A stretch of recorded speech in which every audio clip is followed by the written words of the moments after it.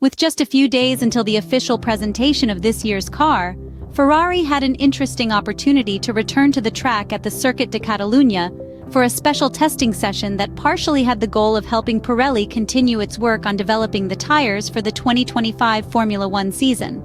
The Barcelona test saw the Prancing Horse team put two powerhouse cars, the SF23 and F175, through their paces, with Charles Leclerc and Carlos Sainz taking turns at the helm. The significance of these tests was twofold for the Maranello team. Firstly, it was a valuable training exercise for the regular drivers, ensuring they're primed and ready for the start of the 2024 season. Secondly, and perhaps more critically, it allowed Ferrari's technicians to experiment with various hybrid system management strategies, a key aspect of the car's performance on the track. The anticipation was palpable as the test began. Ferrari's engineers, armed with their expertise and innovative technologies, were set to optimize the performance of these machines. And as the engines roared to life on that Catalunya circuit, one thing was clear. As the test got underway, Ferrari's engineers were poised to make the most of this opportunity. The results from the tests were promising, to say the least.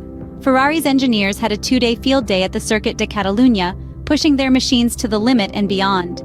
The SF23 and F175, with Charles Leclerc and Carlos Sainz at the helm, proved to be more than just test mules. They were the embodiment of Ferrari's relentless pursuit of performance. The engineers, guided by the astute vision of David George, the ex-Red Bull engineer, worked tirelessly on various hybrid system management strategies. The results? Lower tire consumption, a significant improvement that bodes well for the upcoming SF24. But it wasn't just about conserving tires. The goal was to refine the art of cornering, to avoid aggressive use that often leads to power drain. By doing so, they managed to have greater power availability for the straights and reduced the clipping effect before braking. It was a delicate balancing act, a dance between power and control. The modifications led to lower tire degradation and more consistent performance during a race stint. Now that's a result worth celebrating, don't you think? The knowledge gained from these tests has been instrumental in the evolution of the SF24. The software, already showing significant improvements, underwent further evolution, and this had a tangible impact on the drivers. They experienced these advancements not just on paper, but in the cockpit, even with a power unit that's not the latest generation. But let's not forget, the learning process is far from over. In fact, this is just the beginning.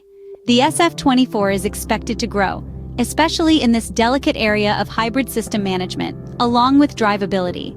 This continuous evolution is the heartbeat of Formula One, and Ferrari is no exception. The Prancing Horse is geared up for the challenge to learn, to improve, to excel. Realistically, Ferrari may not be aiming to beat Red Bull and Max Verstappen in the championship, but it certainly aspires to be significantly closer to the RB20, seizing any opportunity to beat it.